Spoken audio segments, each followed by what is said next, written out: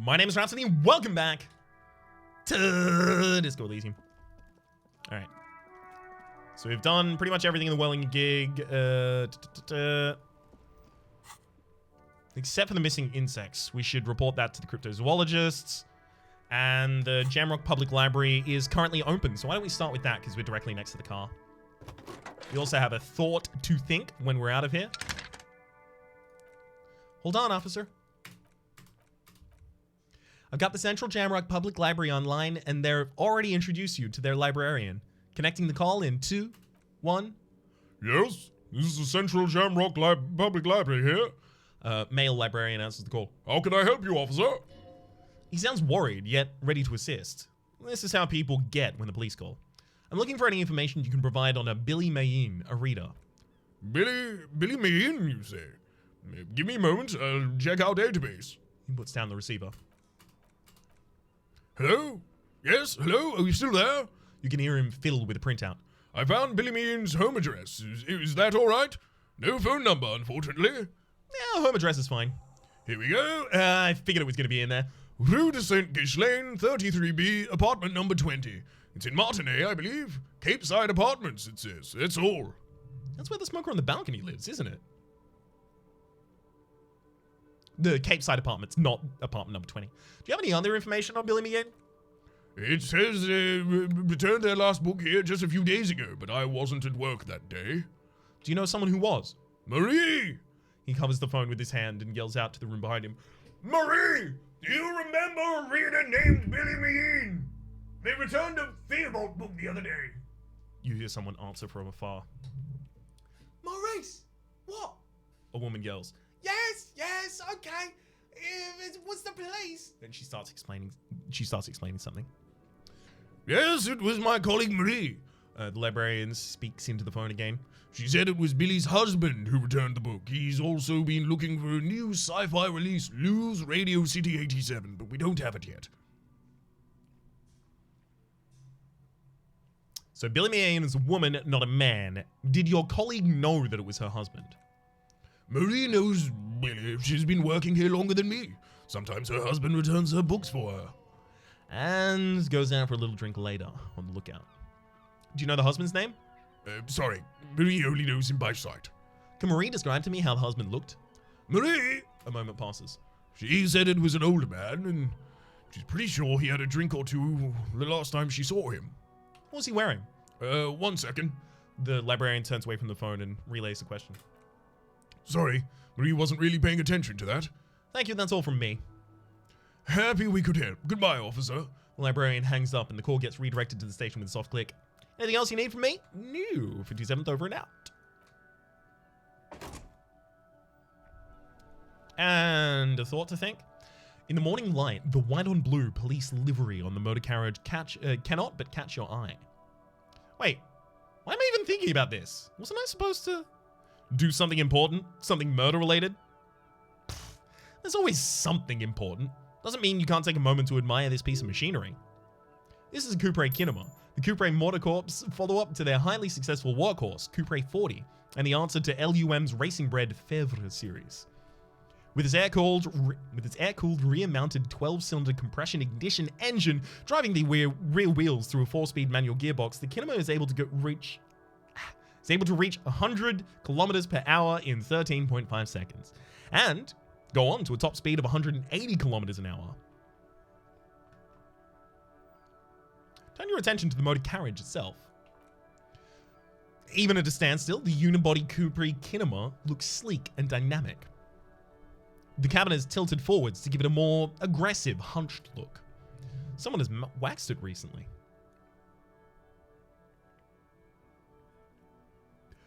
This machine really puts the loco back in locomotion, point to the vehicle. Very cool. The lieutenant smiles ever so slightly. You want to take a closer look? What's it packing there? Point to the engine. 130. An advancement on the KR18GU engine of the Cupra 40, to be precise. Must be an advancement of the the KR18GU engine on the older 40 models, right? Yeah, you know it. The lieutenant seems surprised. Just the basic. Cast iron block, swirl chamber injection, dual chains driving overhead camshafts, 2 valves per cylinder, hydraulic valve, lash adjustment. Yes, that's right. He stares at you in surprise. I'm very surprised that you know these things. A fine engine. Run your hand over the smooth metal surface. Yes, The gentleness in the lieutenant's voice as his eyes run over the vehicle's contours. an extraordinary machine. It's nice and all, but why so modest? Put some zing in it. Flare it up. Slam it down. Helium headlights would improve the range and the quality of the visual field a lot. It's a bit girly right now. Fitted with some proper off-road components. Kim cares about functionality. He does take pride in his Kubrick cinema, but also like largely related to its functionality, right? He's fastidious. He's careful. I don't think he would care to glam it up. I think what he cares about would be the functionality. Ever thought about switching to helium headlights? Actually, I have a pair at home. I just haven't got around to fitting them yet. I need to lay some wiring for the ballasts first. If we ever get this case solved, maybe we can do it together. You want to help? He glances at you and smiles. Thank you for the offer. That might be fun. Let's do a case first, though. All right? He liked the idea. I like the idea. Hell yeah. I'm kind of in the realm of like everything I do. I just want to make Kim proud. I know Kim's a moralist. I know like Kim's much more reformist than a revolutionary and all those things. But he's a good egg, that one.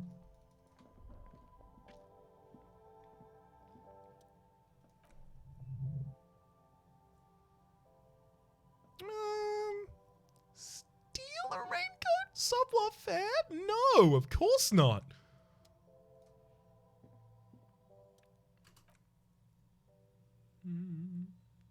Pale-aged vodka. I mean, all of them are not great. Whoo, a whole 90 cents, baby. Windfall. Okay, I don't need any of those. Just in case conversations developed. New. All right, bounce out. So we did all the car-related things. I'm gonna check out task list right now. Oh, no, I'm not even going to check it. It's back to Lena and Morel. Oh, Lena.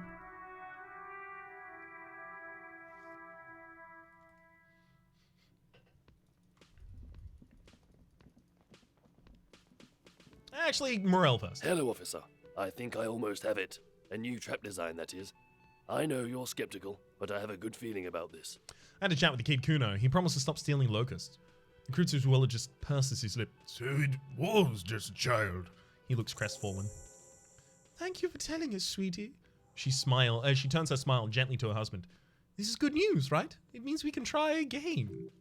She acts chipper, but something's changed in her tone, a hidden worry. Something is secretly gnawing at her confidence. It's not this Kuno kid or the missing locusts. It's something else. Yes, you're right. We'll just need to restock the empty trap. Then we'll need to inspect the traps one more time, and then maybe we can... The aging cryptozoologist breaks into a hideous coughing fit. He has a 38-degree fever. His resilience has given way. She looks at him with tender concern. Darling, I told you to take it easy. You're getting sick. Maybe it's time to go home. You're right. He breathes carefully, not to start coughing again. We can come back in the next season when it's warmer. And I'm really feeling this is costing me time on my main investigation. Don't care about that.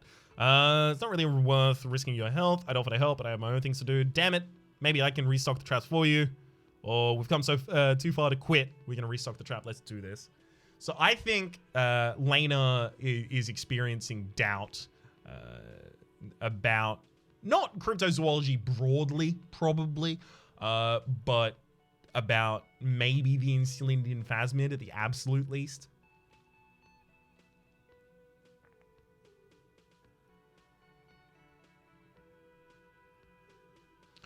And I wonder if dissuading him from immediately going back out and searching is part of dissuading him from continuing. Like, they're both clearly no spring chickens. And it seems to me that trying to find the insular Indian phasmid and to prove Lena's sighting of it real, or childhood sighting of it is real, is part of it's a gesture, or maybe even like a reason to be at the moment.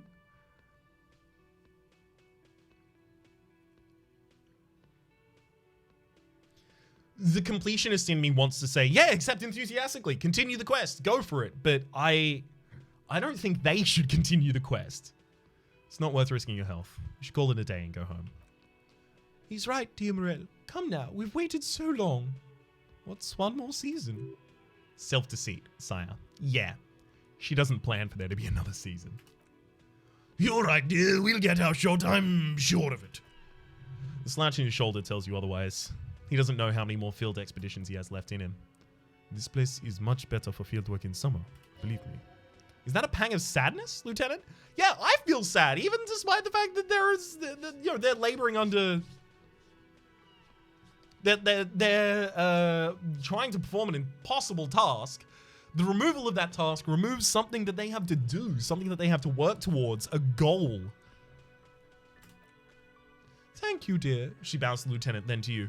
And you, Detective Fox. A sad smile. You've been a great company to an old lady and her stubborn husband. You're right, leader. The RCM is worth their salt. More so than they say on the radio.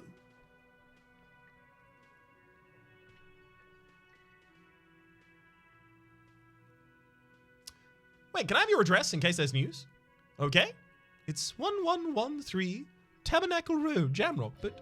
A sigh. She doesn't think you'll need it. Goodbye, Elena. Goodbye. She smiles and they leave.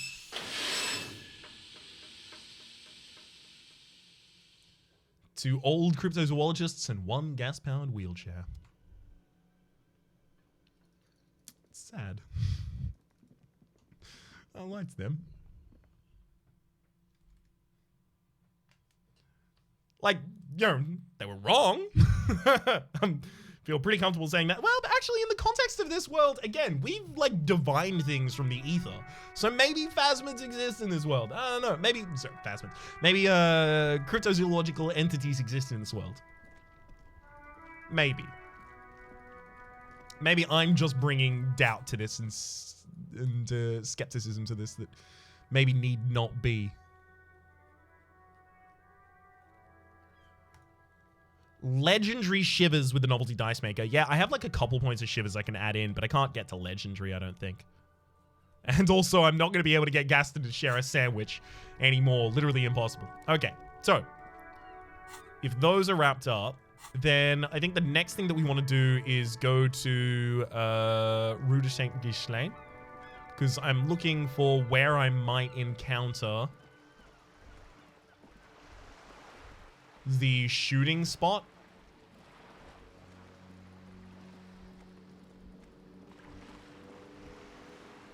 It was on an island, though, wasn't it? Maybe Grace Messier will take me to the island. Maybe. You'd assume that there would have to be some height to the shot, so yeah, I'm guessing it's not going to be down there. Right. Let's go in.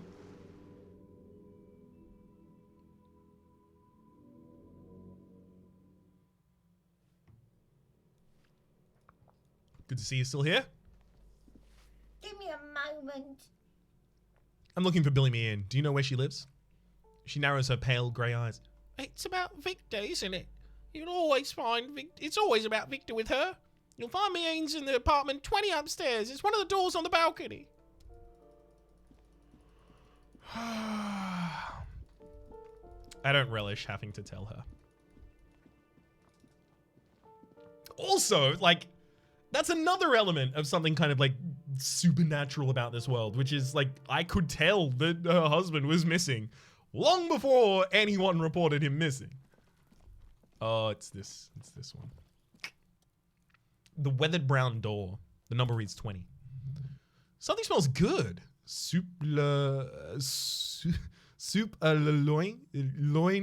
Loinen? Lieutenant motions you to go ahead and knock. This is the door. You already know it's the right door. This is going to be so hard. Get yourself together. It's just police work. Hold on, Kim. We should discuss this before we go in. What should we expect? You're right. Let's talk this through. He looks at the apartment door and lowers his voice a bit. You hear some light footsteps on what appears to be a daily weather forecast playing on the radio. We have our first preliminary identification. In all likelihood, the deceased is the husband of Billy Meehan. We need to confirm this, as well as deliver the death of notification to Billy herself. Now, delivering a death notification is never an easy task. There's a reason why it's often called the most stressful part of our jobs. This is why it's usually done in pairs. You got this. I'll be monitoring reactions, ready to act if necessary. Do you have any advice on how to tell her he's dead?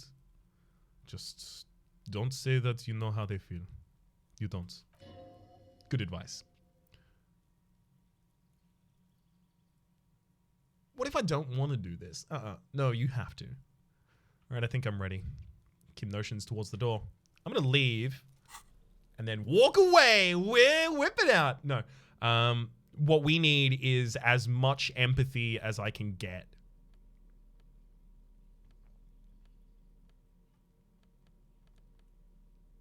Encyclopedia is probably better than the other options for that one. Empathy on my shoes.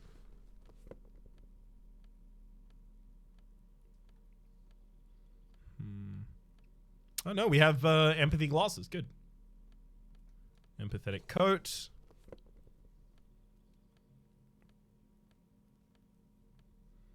That's it for empathy, except for I think maybe that is empathy and law or authority. I don't really care about the authority as much as I care about the empathy right now. Is there any hat that would actually be a little bit better? Maybe encyclopedia.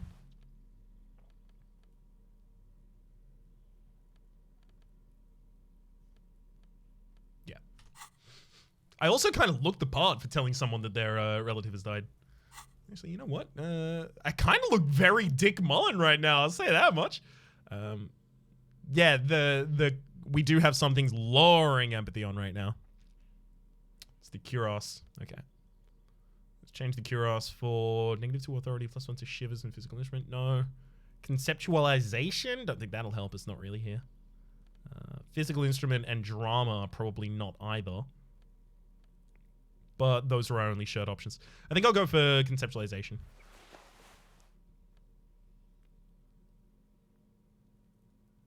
And then I'm also going to change my pants. Lower reaction speed versus savoir-faire. We probably don't care about savoir-faire right here, but actually that doesn't really complete the outfit that much, so that's fine.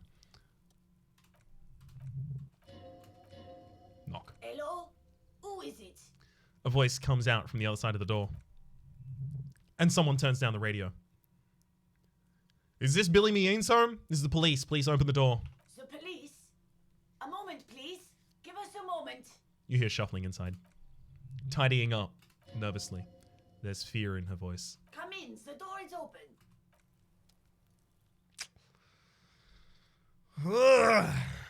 This is gonna be an unfun conversation.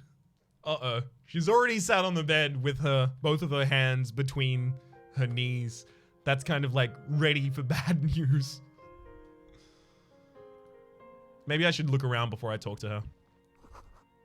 An empty pack of red Astra cigarettes hidden under the bed. The same brand of cigarettes you found in the trash next to the deceased. Packages of humanitarian aid macaronis. Some leftovers kept warm on a stovetop.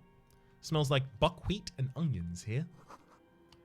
Windows covered in empathy. I was thinking about empathy. Windows covered in old newspaper clippings. A chalk-drawn height chart for the children's growth over the years. The clock is ticking away with an odd cheerfulness. Its ticking makes you anxious. Rings hollow in the room. A textbook for high school, mathematics. Trigonometry, mostly. Posters of contemporary pop stars adorn the walls. All right. It's you from the book stand. Did you come to bring my cockatoo back? She smiles nervously before the smile vanishes from her I face. don't think I introduced myself properly. I'm Billy. Would you like something to drink? Or tea, lemonade? Or out of coffee? She looks around in the kitchen. The lieutenant has taken off his foggy glasses and is busily cleaning them with his handkerchief for now. You're on your own here. He must feel vulnerable without his glasses. Is that why he's letting you take the lead? Thanks, but I'm alright. Is this about Victor, my husband? Is he in some kind of trouble again? I can come pick him up from the station if that's what... She stops, her eyes trying to read answers from your face. Keep it together. You don't want your body language to tell the news. Sorry, I'm rambling. She shakes her head and tries to laugh it off. It's just that Victor often gets into all kinds of trouble, so... How can I help you?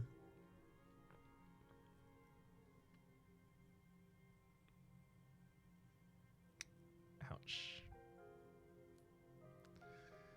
How about you small talk before you break the big news? No. No. The entire time she's just going to be looking for what our answer is to whether or not her husband is dead. And she will be able to divine, you know, if she's clever, she'll be able to divine from that, like, oh, something real bad has happened. Go straight for it. Rip the bandage off. Tell her about the dead body. You've done this before. Just keep your focus. God, do I just say dead like that? Yep. That's the most important thing. Use that word. No euphemisms. This is what you came here for. Ma'am, I'm very sorry to say, but your husband, Victor Meehan, was found dead on the Martinet Boardwalk. She blinks. What did you say? Your husband, Victor Meehan, is dead. Sorry for your loss, ma'am. Oh. She touches her neck, eyes pale like pearls in seawater. Oh. She says again, but he was just... She looks at the cigarette table where 2 cigarette butts are still in the tray. But he was just here. Alive. We understand this comes as a huge shock. We want you to know that me and my partner, he points to you, are here for you if you have any questions. Take your time, ma'am. What happened to him? She turns to you. Her neck and cheeks are covered with red blotches. Her double chin is shaking.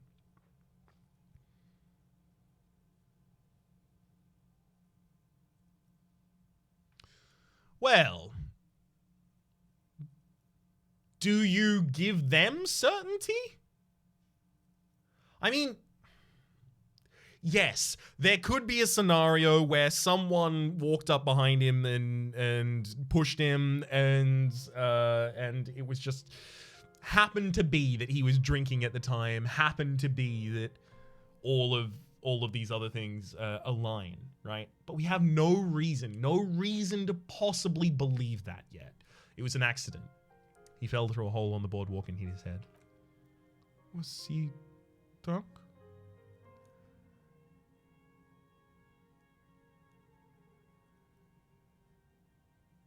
Again, do you be conclusive?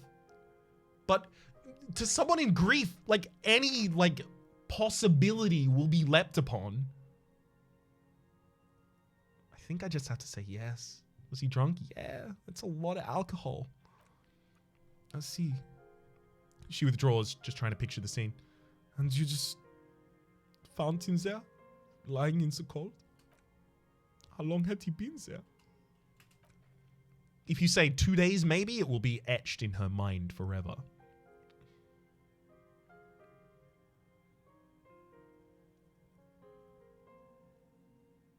It's hard to say at this point. She blinks, eyes welling up with tears as her hands start reaching for something from the pockets of her dress. The handkerchief.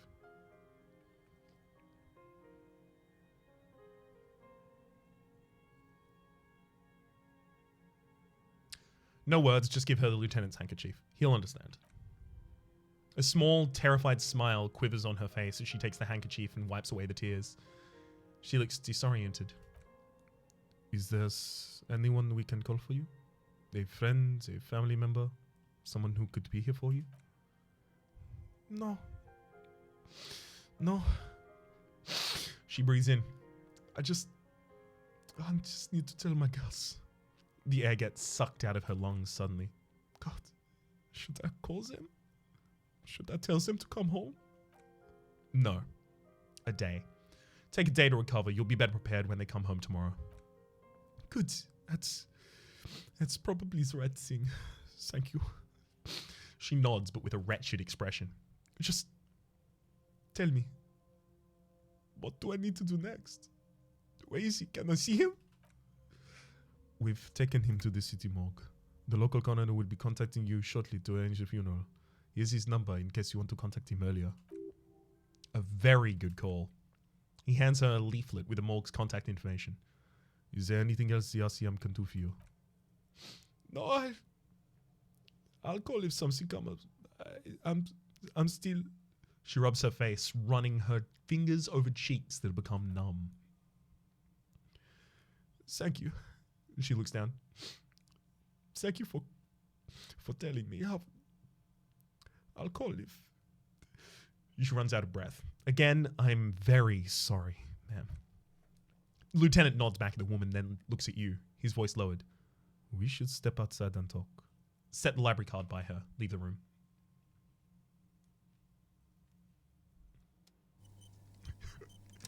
Kim's gonna chew me out for giving away his goddamn handkerchief. Let's walk away from the door. You did well. The lieutenant says as soon as you left the apartment. The balcony feels cool and quiet, with a stunning view of the district. Nod. What now? I'll call the station and tell them we're finished with the day.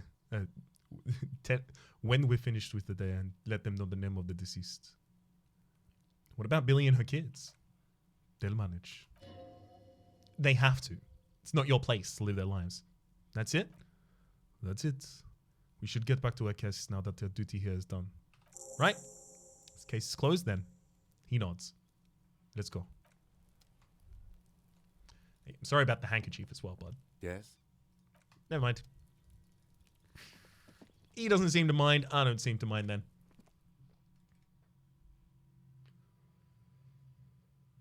Whew. Alright. What else can we do? We got 2 skill points waiting for us, and we're halfway to another level. Popping back up to tasks. We have older and older tasks. Help sooner with her project. Well, how about we go and do that? We can go downstairs into the doomed district.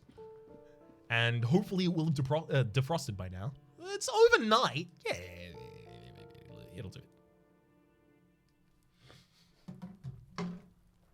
Okay.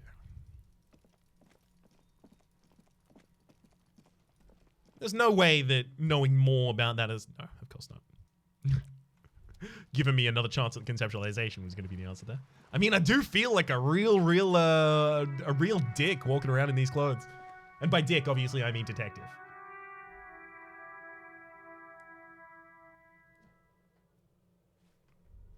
Okay. Wait a second. I autopiloted back to exactly where I came from. Oops. Okay, doomed district. I wonder if Cindy would have anything to say about the fact that we got those coats. She'd probably hate us for it. She thinks they're just like harmless. But if what they told us about the gang is true, then I don't want them involved in the gang. I don't want anyone involved in it. But of course, it could have just been hyperbole to try and build up a badass image. But I didn't know that. I couldn't have known that.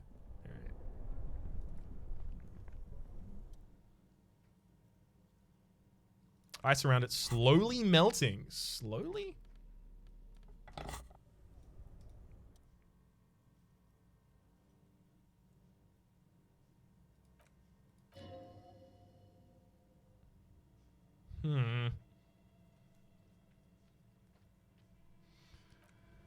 Maybe it takes a fair few days to open, I guess. Fine. I'll come back in another day. That's just like our main quest line at the moment is soon as one though. Okay. What is another one that I have to do? We have Van Eyck's jam. We have the tape that we want to take to him. That's sooner related. Sooner related. No clue. Return to the Feld mural. Guess we'll return to that. Check the boardwalk and the island for bullet traces. That's real hard because I don't know where those are. Spirit is eternal. Look. If the horrific Noctai is getting ready for the end game, maybe I pop it back on for just a little bit, just to see if it has anything to do. Hangman's boots. Yeah, I'm not capable of getting that anymore. Haven't got the murder weapon. Choices info in the lynching. I have her badge, but she still doesn't want to talk to me about it. Ask another about the tattoo's possible meaning. I've asked everyone I've had the ability to. So I actually don't really have, like, direction currently. So how can I define direction for myself? Oh, the Feld mural is open back up, I guess. Like, again. All right. Well, let's go towards the Feld mural, because in that same direction, at the very least, we also... Ooh, hang on. This one's the interface. The shine on those sunglasses. Conceptualization. I actually have two different things that open with another conceptualization right now, so I'm going to conceptualize and then see how much conceptualization I can put on. I already have my white satin shirt, which might actually be my only conceptualization outfit.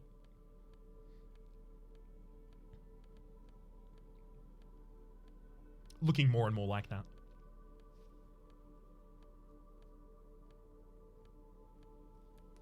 And it is. Okay. The shine on those sunglasses lasts a lifetime, officer. Fair enough. 100% guaranteed. We've already found the visor and all the stuff. Like, put the visor back. What?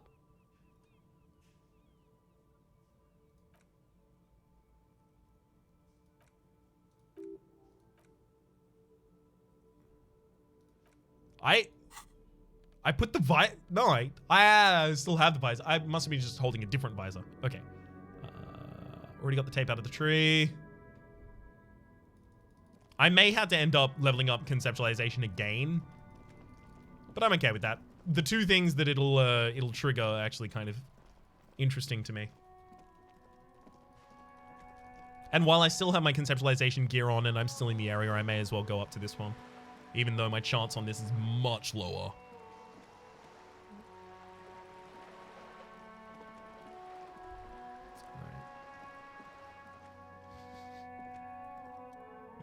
Why am I looking at the wall? Yeah, it's a wall. Ordinary wall.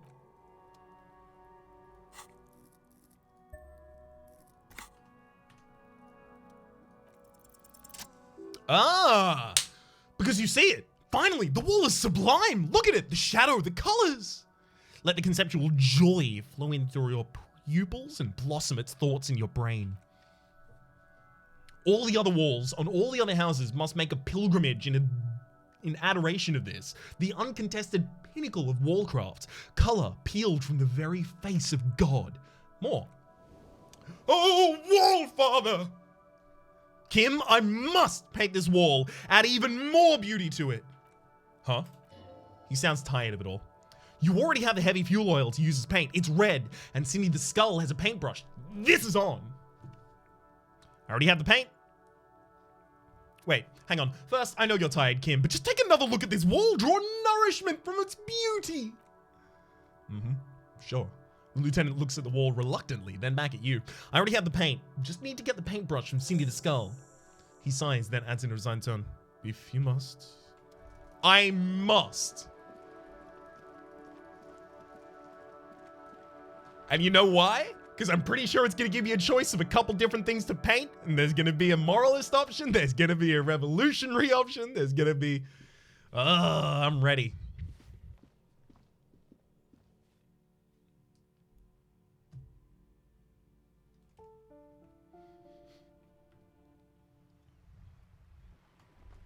Hey, Cindy.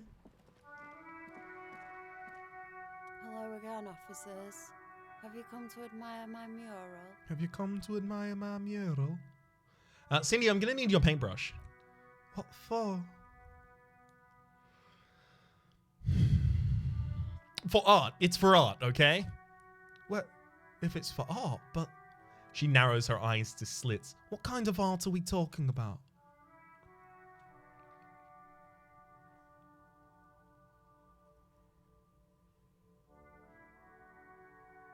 Everything is sad and shit, and we need art to make it okay. Just give me the brush. Sounds like you're just about to live out your self-pity, not make a statement. I can't have shit art on my conscience.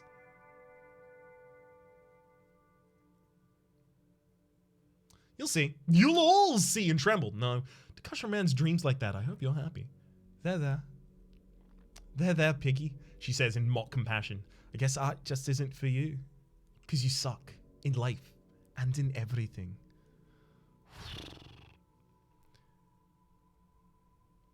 Really? I can't. I'm putting on the jacket. Cindy. Hello again, officers. No. Have you come to admire my mural?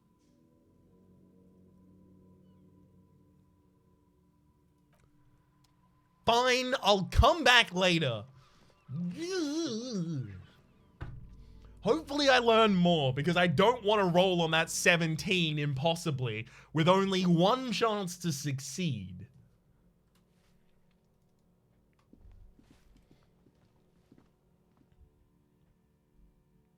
But straight up, the outfit we're wearing at the moment is a look.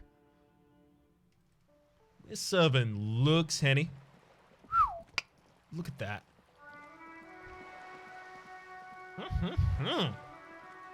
I mean, like, can I do it without the paint?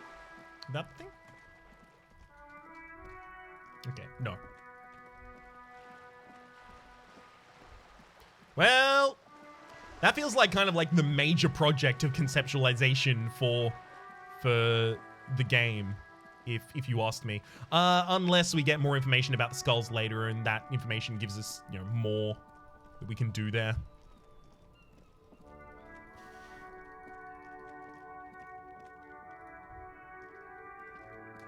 The shine on those sunglasses lasts a lifetime, officer. 100% guaranteed. Got it. Ah, I see. A pair of water blue shades. The writing on the left temple says sub-insulindic rendezvous. The frame appears to be hand-carved out of bone. Oh, very interesting choice, officer. Very high culture. For the first time, the street vendor's voice trails off as he watches you inspect the glasses. Try them on. This is how a sea monster views the world. You become a sea monster, Harry. Giant, hidden, and strangely tender at heart. All is blue. Alright, but it actually makes your vision worse. It's like literally being underwater. Yes, but they also make your soul quiver like jello. So deep. Wow, officer, you look so cool! The street vendor has picked up his pace again as you observe the world through deep sea tinted lenses. And they can be yours for a mere 3 real. My regular customers have passed them up because they've got no taste, but you found them. Kim, what about these? Lieutenant tilts his head and steps back, eyes narrowed in a thorough examination. It's a case to him. You look like a musician, he declares, eyes still squinted behind his own glasses. Like a blind musician. But you could do worse. Take them if you want. Yeah. I'll take these cool deep blue glasses. A man who knows his style. The street vendor nods. Much respect. So I think I bought you out, keep but coming back. You have anything else? Everything's still cool. Nothing to say to me for the fact that I did buy everything. Grumble, grumble, grumble. I mean, what I really want to do is earn enough money to buy the hubs back, the hubcaps for Kim here. Hello, hello. Let me know. Okay. Nothing there available. Obviously, that's $700. Not going to be able to buy it. So we're going to, in the next episode, it appears, go down to see Ikehead and give him the new mix that we picked up, despite the fact that we haven't even listened to it. He might be able to play it and see what's up. And then also to the Feld mural with all of our extra shivers. In fact, we have a fair bit more shivers than last time we went to the Feld mural, due to, I think, the scarf that we picked up. For the moment, though, my name has been Rhapsody. The name of the game has been Disco Elysium. Hopefully you've been enjoying yourselves, and hopefully we'll see you next time.